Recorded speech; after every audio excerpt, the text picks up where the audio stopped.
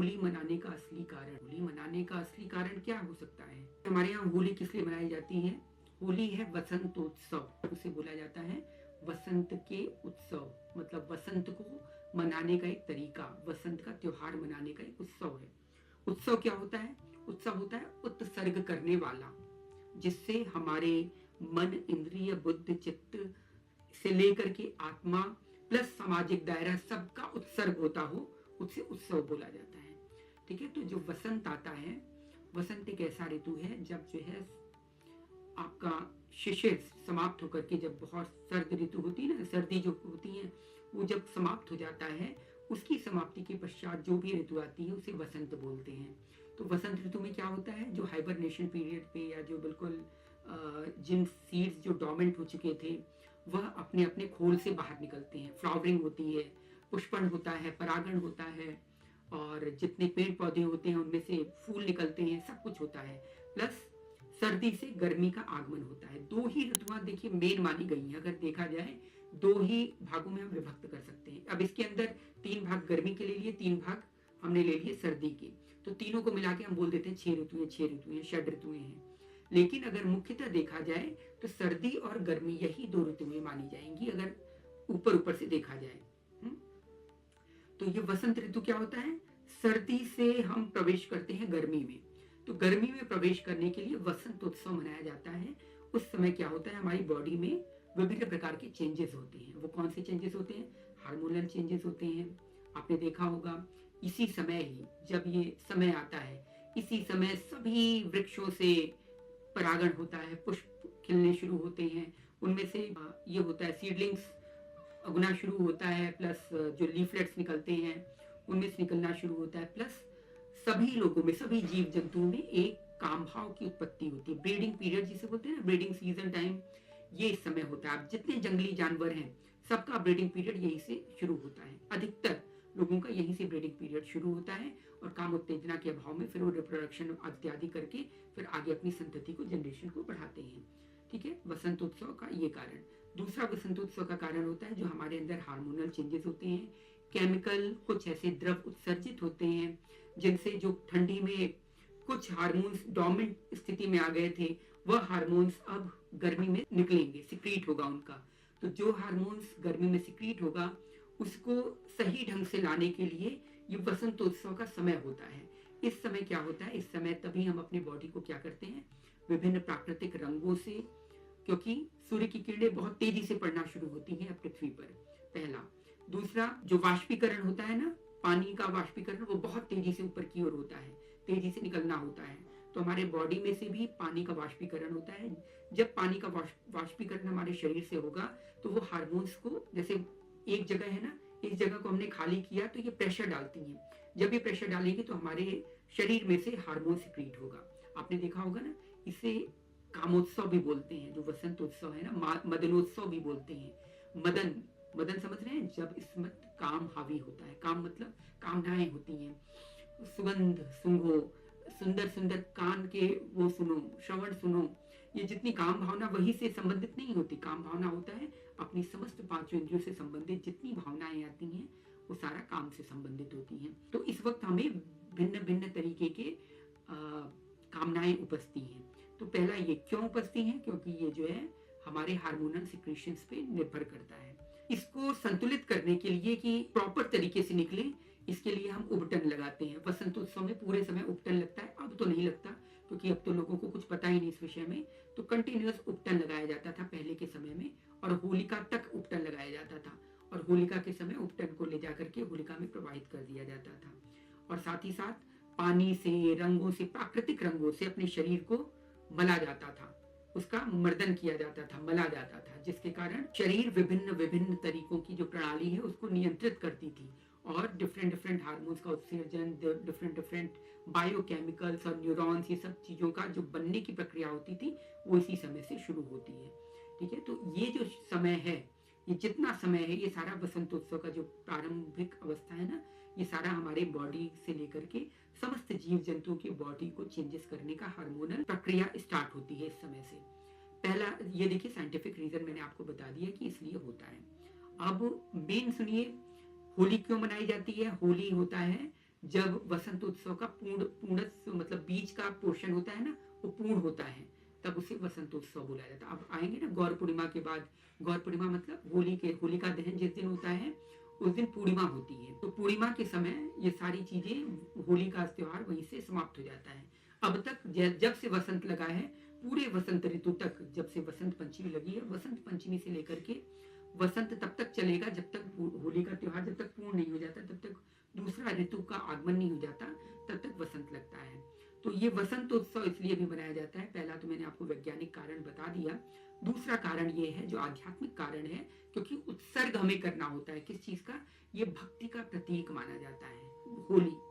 होली मतलब भक्ति के विजय का प्रतीक। इसीलिए भक्ति का जो विजय होता है, विजय क्या करते हैं? तिलक लगाया जाता है, ठीक है, रोली लगाई जाती है। आपने देखा होगा कोई तिलक, कोई जब आता है कि अरे इसके माथे पर विजय का तिलक कर दो, तो ये जो तिलक है ना वो होली से लगाया जाता है। तो ये विजय का तिलक क्या है? भक्ति के विजय का प्रतीक है। होलिका थी, उसको जलाया गया। तो ये आप कहानी जानते होंगे प्रहलाद और हिरण्यकश्यप वाली, कि एक दो राक्षस थे। वो दूसरे राक्षस थे, वो थे ब्रह्मांडी राक्षस, एक हिरण्यकश्यपु और एक हिरण्याक्ष। जब हिरण्याक्ष ने पृथ्वी को ले जाकर के समुद्र में डुबा दिया था, ये वाला समुद्र नहीं, वो दूसरा समुद्र भाव जिसे बोलते हैं, वह समुद्र जल में डुबा दिया था, तो भगवान ने वाराह अवतार धारण करके हिरण्याक्ष का वध कर दिया था। तो जिससे हिरण्यकश्यप बहुत ही ज्यादा क्रुद्ध हुआ था। उसने फिर उसके लिए भगवान से प्रार्थना किया था, ब्रह्मा जी से वर लिया था कि मैं जो है देवताओं पर राज कर सकूं, मैं अपने जो भाई, जो उसका इसे कह सकते हैं कि उसका स्वप्न जो है मैं साकार करने के लिए मुझे ऐसा ऐसा वरदान दो। क्या वरदान दो?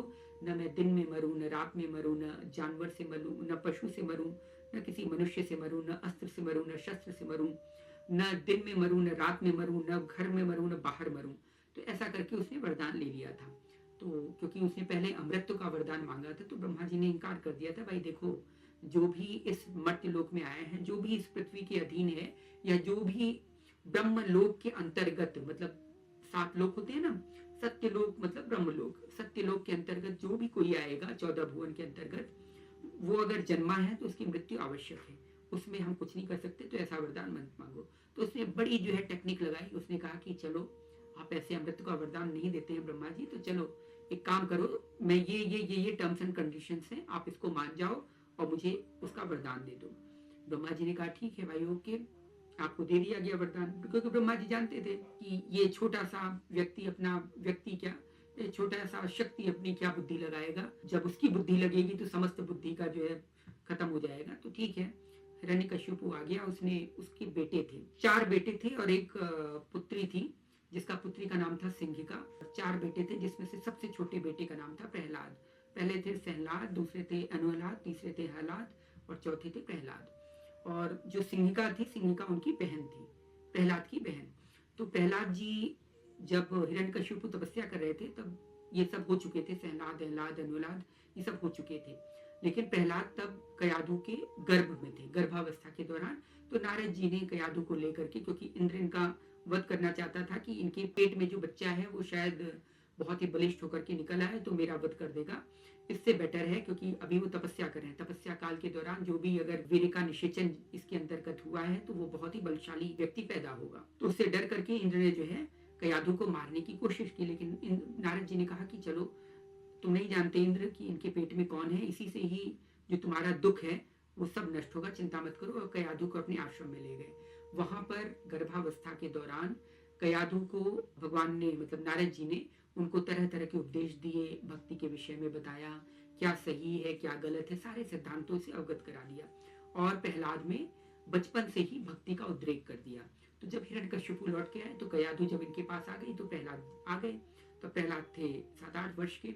तो प्रहलाद को जो है उन्होंने देखा तो शुक्राचार्य के 2 पुत्र थे, षंड और अमर्क। उन्होंने कहा कि षंड और अमर्क, तुम इसको लेके जाओ मेरे पुत्रों को, और इनको जो है प्रॉपर ट्रेनिंग दो और सब इनको राक्षसी प्रवृत्ति से युक्त करो, क्योंकि मैं देख रहा हूँ कुछ इसके प्रहलाद के अंदर कुछ सात्विक प्रवृत्ति आ रही है जो हमारे लिए अशुभ है, क्योंकि मैं इसके विपरीत हूँ। तो षंड और अमर्क को बोल दिया। अब शुक्राचार्य तो उनके गुरु थे हिरण्यकश्यप के, बाकी का प्रहलाद को जो शिक्षा देने वाले थे वो उनके पुत्र थे षंड और अमर्क शुक्राचार्य जी के। तो शुक्राचार्य जी के पुत्र जो है षंड और अमर्क को लेके गए, क्योंकि वो दैत्य बालकों के साथ पढ़ाई करते थे। तो जब भी वो पढ़ाई करते तो प्रहलाद सब कुछ याद कर लेते थे, लेकिन जब भी बात आती थी कि भक्ति किसकी करनी चाहिए तो प्रहलाद जी हमेशा बोलते थे उस परम चैतन्य दिव्य अवस्था में जो परमात्मा है, चिदानंदमय स्वरूप है, जो अणु अणु में व्याप्त है, विष्णु भगवान, उनकी स्तुति करनी चाहिए। बाकी का तो ये तो मेरे पिता हैं, मैं हिरण्यकश्यप की स्तुति नहीं करूंगा। षंड और अमर्क जो है उनको प्रहलाद जी को बताते थे कि भाई देखो हिरण्यकश्यप को ही अपना उपासक मानो, अपना उपास्य मानो और उन्हीं की उपासना करो। लेकिन प्रहलाद जी ने कहा नहीं, मुझे इनकी उपासना नहीं करनी, मुझे जो अणु अणु में व्याप्त जो भगवान परमात्मा है, विष्णु, जिन्हें हम विष्णु के नाम से संबोधित करते हैं, जो उनका गुण है व्याप्त होने का, विष्णु अणु अणु में व्याप्त होने की जो स्थिति है, मैं उसके अंतर्गत उनको जो है मानूंगा। तो प्रहलाद जी भगवान विष्णु का जो है वो निरंतर चिंतन और प्रेमानंद आनंद में मग्न रहते थे, क्योंकि भाई वो तो भगवत प्राप्त महापुरुष थे ही। ऐसा थोड़ी था कि जब भगवान आए तभी भगवत प्राप्त महापुरुष, नहीं, वो भगवत प्राप्त महापुरुष थे।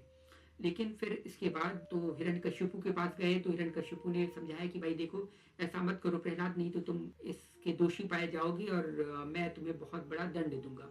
लेकिन प्रहलाद जी नहीं माने, तो उन्होंने कई तरह के प्रपंच रचे, जैसे हाथियों से कुचलवाया, पहाड़ से वो करवा दिया, प्लस अस्त्र शस्त्रों से मरवाया, और यहाँ तक होलिका अपनी बहन थी एक होलिका नाम की, तो उसको वरदान मिला था कि भाई तुम अग्नि में नहीं जलोगी, वरदान।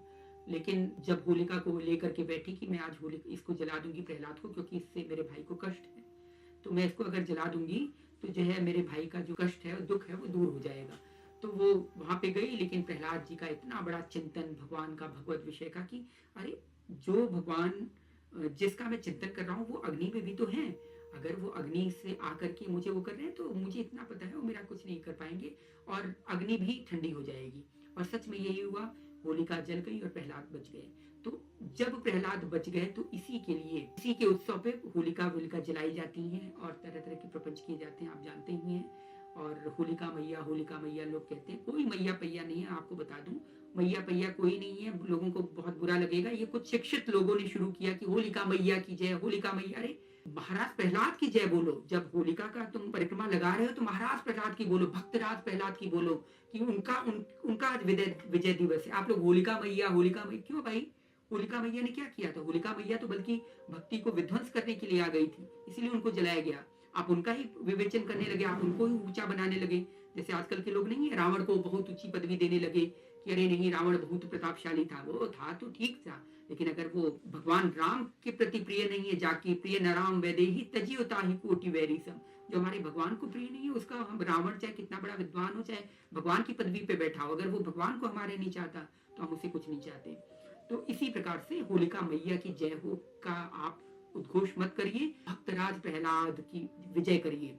ये प्रहलाद का विजय दिवस है, ये होलिका का विजय दिवस नहीं है। लेकिन कुछ मूर्ख, अब भी मैं देखता हूँ, जब भी मैं होलिका जलाने के लिए मैं जाता हूँ तो सब लोग यही, बड़े से बूढ़े, यहाँ तक पंडित जी तक, होलिका मैया की जय, होलिका मैया की जय। रे भाई कहाँ होलिका मैया भाई? तो ये मूर्खता है, मूर्खता भरा प्रचलन। और आप लोगों से भी विनती है कि होलिका मैया की जय मत कहा करिए। ये जय अगर आप होलिका मैया की कर रहे हैं तो इट मीन्स आप भक्ति को नीचे डाउन कर रहे हैं, इट मीन्स आप इस संसार से भक्ति का नामो निशान मिटा रहे हैं। जय एकमात्र भक्ति की करिए, भक्तराज प्रहलाद की करिए, जिसके कारण होलिका आप जली हैं, जिसके कारण आज आप जला करके जिसकी परिक्रमा कर रहे हैं।